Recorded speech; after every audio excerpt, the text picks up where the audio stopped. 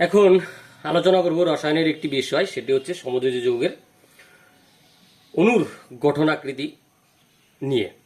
তো অণুর গঠনাকৃতি কিভাবে বের করতে হয় সেটা আমরা এখন বোঝার চেষ্টা করব। তো প্রথমে অণুর গঠনাকৃতি বের করতে গেলে আমাদের এইচ বের করতে হয়। এইচ কি? এইচ হচ্ছে সমযোজী যৌগের অণু রয়েছে, তার মধ্যে যে কেন্দ্রীয় পরমাণু থাকবে সেই কেন্দ্রীয় পরমাণু সংকরায়নে অংশগ্রহণকারী কক্ষকের সংখ্যা, সেটাই হচ্ছে এইচ। তা এইচকে আমরা কিভাবে বের করব? H equals to half third ব্র্যাকেটে কেন্দ্রীয় পরমাণুর যোজ্যতা কক্ষে উপস্থিত ইলেকট্রনের সংখ্যা, অর্থাৎ ওই যে সমযোজী অণুটি রয়েছে তার যে কেন্দ্রীয় পরমাণু তার যে যোজ্যতা কক্ষ অর্থাৎ সর্ববহিস্থ কক্ষে কতগুলো ইলেকট্রন রয়েছে সেটি হচ্ছে এটি, সেটাকে ভি দিয়ে প্রকাশ করা হয়, প্লাস একযোজী পরমাণুর সংখ্যা। যদি সমযোজী যৌগে কোনো একযোজী পরমাণু থাকে তাহলে সেই সংখ্যাটাকে যোগ করতে হবে, মাইনাস ক্যাটায়নের আধান। যদি আমরা কোনো আয়নের ক্ষেত্রে বের করতে চাই, অর্থাৎ সেটি যদি অ্যানায়ন বা ক্যাটায়ন হয়, ধনাত্মক আধান হলে ক্যাটায়ন এবং ঋণাত্মক আধান হলে অ্যানায়ন। তো ক্যাটায়ন হলে সেই যে ক্যাটায়নের আধান থাকবে সেটিকে বিয়োগ করতে হবে, সেটিকে সি দিয়ে প্রকাশ করা হয়, এবং অ্যানায়নের যদি কোনো আধান থাকে সেটিকে যোগ করতে হবে। এইভাবে কোনো আমরা এইচ বের করব। এইচ কেন বের করবো? অ্যাকচুয়ালি এইচের মান এই 2, 3, 4, 5, 6, 7 এরকম আসবে, এবং এই সংখ্যাগুলোর সঙ্গে সংকরায়নের সম্পর্ক রয়েছে। সেই সংকরায়ন থেকে আমরা ঘটনাকৃতিগুলো বলতে পারবো। যেমন কি এইচ এর মান যদি 2 আসে তাহলে সংকরায়ন হবে এসপি এবং ঘটনাকৃতি হবে সরলরৈখিক। এমন করে 3 হলে sp2 ঘটনাকৃতি ত্রিকোণীয় সমতলীয়, 4 হলে sp3 চতুস্তলকীয়, 5 হলে sp3d ত্রিকোণীয় দ্বিপিরামিডীয়, 6 হলে sp3d2 অষ্টতলকীয়, 7 হলে পঞ্চকোণীয় দ্বিপিরামিডীয়। এই ঘটনাকৃতিগুলো হওয়া উচিত যদি এইচ এর মানগুলো এই হয়। কেন উচিত বললাম? কারণ এইচ এর মধ্যে অ্যাকচুয়ালি এইচ বলতে ইলেকট্রন জোরকে বোঝায়, কেন্দ্রীয় পরমাণুর মধ্যে উপস্থিত ইলেকট্রন জোর। সেই ইলেকট্রন জোরগুলোর মধ্যে কি কি ইলেকট্রন জোরকে বোঝায়? সিগমা বন্ধন জোর এবং নিঃসঙ্গ ইলেকট্রন জোর।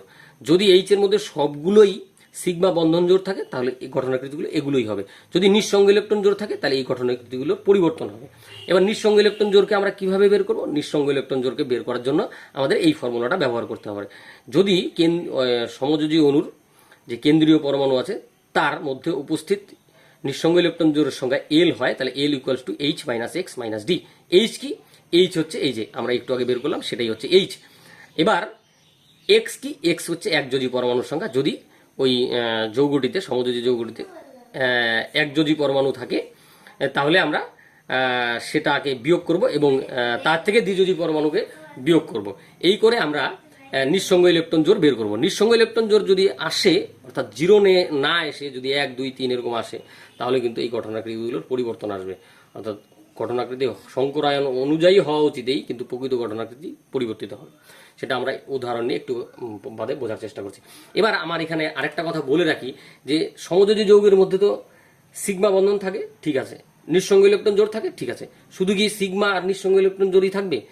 পাই বন্ধনও থাকবে। এবার পাই বন্ধন কিন্তু এখানের মধ্যে ইনক্লুডেড নয়। তাহলে আমরা ঘটনাকৃতি যখন করব তাহলে কি আমরা শুধু সিগমা বন্ধন আর নিঃসঙ্গ ইলেকট্রন জোর দিয়েই লাগবো? না, পাই বন্ধনও দিতে হবে। এবার পাই বন্ধন কতগুলো আছে সেটা কিন্তু আমরা বের করতে পারবো। কিভাবে? তো এইচ তো আমার বের করাই আছে। এবার আমাদের একটা কাজ করতে হবে যে সমযোজী যে যৌগ আছে, ধরে নিচ্ছি উদাহরণের জন্য যে আমি একটা XeO4 এই যৌগটি ধরে নিচ্ছি। এই যৌগটির ক্ষেত্রে এক্সি হচ্ছে কেন্দ্রীয় পরমাণু। তাহলে এই কেন্দ্রীয় পরমাণুর ক্ষেত্রে এই যৌগটির মধ্যে কতগুলো মোট ইলেকট্রন আছে? এর নিজের আছে 8টি। একটি অক্সিজেন 2টি করে ইলেকট্রন দিবে, তাহলে 8 যোগ 2 10, এবং 4টি ফ্লুরিন 4টি ইলেকট্রন দিবে, তাহলে 10 4 14। 14কে যদি আমরা 14টি হচ্ছে এর মোট ইলেকট্রনের সংখ্যা এই অণুটির ক্ষেত্রে, যোজ্যতা কক্ষে মোট ইলেকট্রন সংখ্যা। তাহলে ইলেকট্রন জোর কতগুলো আছে? 7টি। অর্থাৎ এই অণুটির ক্ষেত্রে আমরা এইচ বের করব এবং মোট ইলেকট্রন জোর বের করব। তাহলে মোট ইলেকট্রন জোরের থেকে যদি এইচ বাদ দিই তাহলে আমরা পাই ইলেকট্রন জোর পেয়ে যাব। এবার এইভাবে করে আমরা পাই ইলেকট্রন জোর পেয়ে যাব, অর্থাৎ পাই বন্ধন কতগুলো হবে সেটা কিন্তু বুঝে যাব। এছাড়াও আমাদের একটা আগের থেকেই একটু ধারণা থাকেই, অনেক দিন থেকেই, যেহেতু ভৌত বিজ্ঞান, কেমিস্ট্রি, ফিজিক্স পড়তে পড়তে 12-এ উঠে গেছি, তাহলে কার মধ্যে পাই বন্ধন আসবে, অর্থাৎ একের অধিক যদি বন্ধন থাকে তখনই পাই বন্ধন চলে আসবে। তো অক্সিজেন হলে, অক্সিজেন মূলত কেন্দ্রীয় পরমাণুর সঙ্গে দ্বিবন্ধন করে থাকে, তাহলে দ্বিবন্ধন অক্সিজেন যখনই যুক্ত থাকবে তাহলে দ্বিবন্ধন চলে আসবে। আর একটা অক্সিজেন থাকা মানে তার মানে একটা পাই বন্ধন থাকা, তাহলে 2টি অক্সিজেন পরমাণু যদি থাকে সেখানে 2টি পাই বন্ধন থাকবে।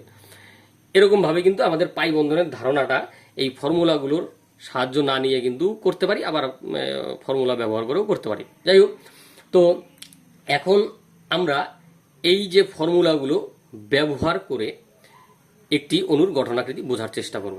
তো তার আগে আমি আরেকটা কথা বলে রাখছি, সেটা হচ্ছে যে নিঃসঙ্গ ইলেকট্রন জোড় যখন আসে তখন গঠনাকৃতির কিরূপ পরিবর্তন হয় সেটা কিন্তু আমাদের এই বইয়ের মধ্যে একটা জায়গায় দেয়া আছে। কি কোথায় দেয়া আছে? এই যে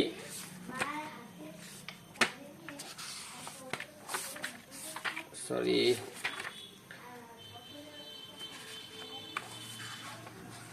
এই যে তো যদি মানে চতুস্তলকীয় গঠনাকৃতির ক্ষেত্রেই বলি, ধরলাম এইচ এর মান 4 আসছে এবং এইচ এর মান 4 আসছে, তার ফলে গঠনাকৃতি হলো sp3, অর্থাৎ সংকরায়ন হলো sp3 এবং গঠনাকৃতি হলো চতুস্তলকীয়।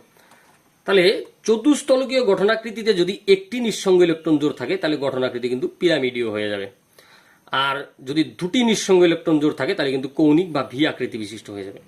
তো একইভাবে যখন আমার এইচ এর মান 5 আসে তখন ত্রিকোণীয় দ্বিপিরামিডীয় গঠনাকৃতি হওয়া উচিত। তো এই ক্ষেত্রে যদি নিঃসঙ্গ ইলেকট্রন জোড় চলে আসে, সেই নিঃসঙ্গ ইলেকট্রন জোড়গুলির জন্য অবস্থান কিন্তু দুটি রয়েছে। তো আগে আমরা ত্রিকোণীয় দ্বিপিরামিডীয় গঠনাকৃতিটা বোঝার চেষ্টা করছি। এই বইয়ের মধ্যে একটা ত্রিভুজ মতো আঁকলাম। ত্রিভুজের ঠিক ত্রিভুজটা কেমন, এই যে ত্রিভুজটা এখানে যদি দেখাই তাহলে এই যে ডট ডট ডট ডট করে ত্রিভুজ একটা আঁকানো আছে। এই ত্রিভুজের ঠিক কেন্দ্রে থাকবে কেন্দ্রীয় পরমাণুটি। মানে আমি এই যে অণুটি একটু আগে ধরলাম XeOF4, সেখানে হচ্ছে Xe হচ্ছে কেন্দ্রীয় পরমাণুটি, সেই এর জায়গায় আমরা Xe-টা লিখবো, এর জায়গায় Xe-টা লিখবো। এইবার এই Xe-র সঙ্গে অন্যান্য যে পরমাণুগুলো আছে সেগুলো এইভাবে করে এখানে একটা বন্ধন করে থাকতে পারে, এখানে একটা বন্ধন করে থাকতে পারে, এখানে একটা বন্ধন করে থাকতে পারে। আর এই ত্রিভুজটিকে যদি এই তলে ধরা হয় তাহলে এই তলের সঙ্গে লম্বভাবে করে 90 ডিগ্রি কোণ করে একটি বন্ধন থাকবে আর নিচের দিকে একটি বন্ধন থাকবে। এই হচ্ছে ত্রিকোণীয় দ্বিপিরামিডীয় গঠনাকৃতি। এই যে অবস্থানগুলো যেগুলো পৃষ্ঠের সঙ্গে লম্বভাবে আছে এগুলোকে বলা অক্ষীয় অবস্থান, আর পৃষ্ঠের সঙ্গে যে এই যে বন্ধনগুলো আছে অর্থাৎ ইলেকট্রনগুলো এখানে অবস্থান করছে, এখানে এখানে, এই অবস্থানগুলোকে বলে নিরক্ষীয় অবস্থান। এবার এই গঠনাকৃতির ক্ষেত্রে নিঃসঙ্গ ইলেকট্রন জোড় আসলে সেগুলো কিন্তু নিরক্ষীয় অবস্থানে অবস্থান করবে, নিরক্ষীয় অঞ্চলে অবস্থান করবে, অক্ষীয় অবস্থানে করবে না। কারণ এই অবস্থানে যদি ইলেকট্রনগুলো থাকে তাহলে বিকর্ষণ সর্বনিম্ন হবে এবং অণুটির গঠনাকৃতি স্থায়ী হবে। কিন্তু অষ্টতলকীয় গঠনাকৃতির ক্ষেত্রে কিন্তু একটু অন্যরকম হবে অবস্থানটা। কেন? সেটা ওই স্থায়িত্বের কারণেই। এই যে অষ্টতলকীয় গঠনাকৃতি মানে কি, এই বইটার পৃষ্ঠতলে আমি একটি বর্গক্ষেত্র কল্পনা করছি, সেই বর্গক্ষেত্রের কেন্দ্রে থাকবে কেন্দ্রীয় পরমাণু। মানে ওই আমি যে একটু আগে যোগটা দেখালাম সেখানের ক্ষেত্রে Xe যদি কেন্দ্রীয় পরমাণু হয় তাহলে Xe-টা এখানে থাকবে। সেই Xe-র সঙ্গে এই বর্গক্ষেত্রের এই বরাবর একটি বন্ধন করে একটি পরমাণু থাকবে, এখানে একটি পরমাণু থাকবে, এখানে একটি পরমাণু থাকবে, এখানে একটি পরমাণু থাকবে, এবং এই পৃষ্ঠের সঙ্গে বা বর্গক্ষেত্রটি যে তলে আছে তার সঙ্গে 90 ডিগ্রি করে এইভাবে একটি বন্ধন থাকবে আর নিচের দিকে একটি বন্ধন থাকবে। এইরকম গঠনাকৃতিকে বলা হয় অষ্টতলকীয়। তো এই গঠনাকৃতিতে যদি নিঃসঙ্গ ইলেকট্রন জোড় চলে আসে তাহলে কিন্তু নিঃসঙ্গ ইলেকট্রন জোড়গুলো এক্ষেত্রে নিরক্ষীয় অবস্থানে থাকবে না, অক্ষীয় অবস্থানে থাকবে। নিরক্ষীয় অবস্থান কিন্তু এই যে পৃষ্ঠের মধ্যে যেগুলো হয় সেগুলোকে নিরক্ষীয় অবস্থান, আর পৃষ্ঠ থেকে 90 ডিগ্রিতে যেগুলো থাকে সেগুলো হচ্ছে অক্ষীয় অবস্থান।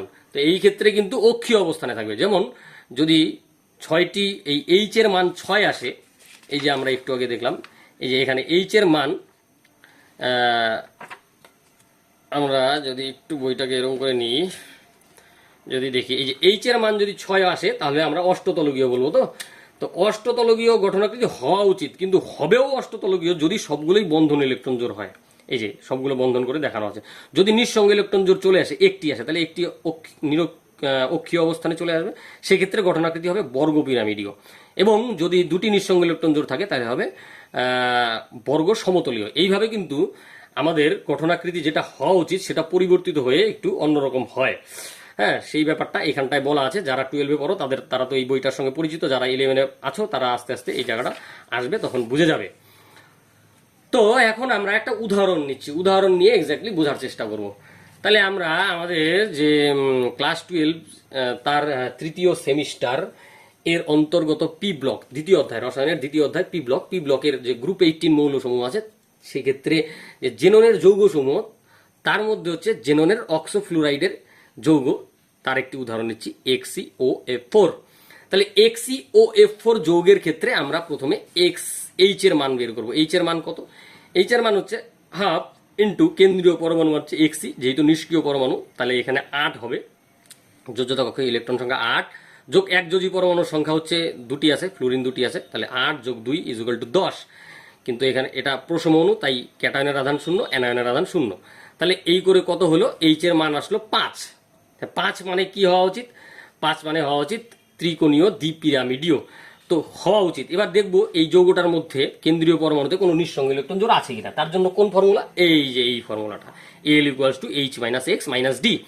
তাহলে এই ফর্মুলাতে H কত আসলো? আমরা একটু আগে দেখলাম 5, আর 1 যোজি পরমাণুর সংখ্যা, এই যে ঘটনাকৃতির এই সংকেতটা যে লিখেছি এতে আমরা দেখতে পাচ্ছি যে 1 যোজি পরমাণুর সংখ্যা হচ্ছে 2।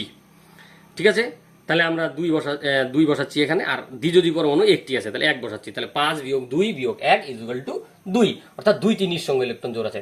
তাহলে ত্রিকোণীয় দ্বিপিরামিডীয় গঠনাকৃতিতে যদি দুটি নিঃসঙ্গ ইলেকট্রন জোড় থাকে তাহলে কিন্তু সেটি নিরক্ষীয় অবস্থানে অবস্থান করবে। এই যে নিরক্ষীয় অবস্থানে অবস্থান করছে। এইরকম যদি নিরক্ষীয় অবস্থানে অবস্থান করে এবং বাকি দুটি ফ্লুরিন থাকবে অক্ষীয় অবস্থানে, আর একটি অক্সিজেন পরমাণু অবশ্যই কেন্দ্রীয় পরমাণুর সঙ্গে দ্বিবন্ধন করে থাকবে, কারণ অক্সিজেনের যোগ্যতা 2, এখানে একটি সিগমা একটি পাই। এইভাবে করে যখন ঘটনাকৃতি থাকে তাহলে দেখতে কেমন হচ্ছে? এক্সি, এইদিকে একটা বন্ধন, এইদিকে একটা, অর্থাৎ এরকম, অর্থাৎ টি এর মতো হচ্ছে জন্য এর ঘটনাকৃতি হচ্ছে টি আকৃতি বিশিষ্ট। আর যদি সবগুলোই এখানে যে 5 আসলো, এই 5-এর এইচ এর মান যে 5 আসলো, 5-এর যদি সবগুলোই বন্ধন ইলেকট্রন জোড় হতো, অর্থাৎ এল এর মানটা 0 হতো, তাহলে কিন্তু ঘটনাকৃতি আমরা ত্রিকোণীয় দ্বিপিরামিডীয় বলতাম। এইভাবে করে আমরা 11-এর বইয়ের এই অংশটুকুনের সাহায্য নিয়ে এবং এই চার্টটির সাহায্য নিয়ে কিন্তু আমরা বিভিন্ন যে সমযোজী যৌগগুলো আছে বা অ্যানায়ন বা ক্যাটায়ন যে আছে তাদের কিন্তু গঠনাকৃতি খুব সহজেই বলতে পারি। ধন্যবাদ। আজকের ভিডিওতে এইটুকুনি, পরে আবার অন্য ভিডিওতে আসছি।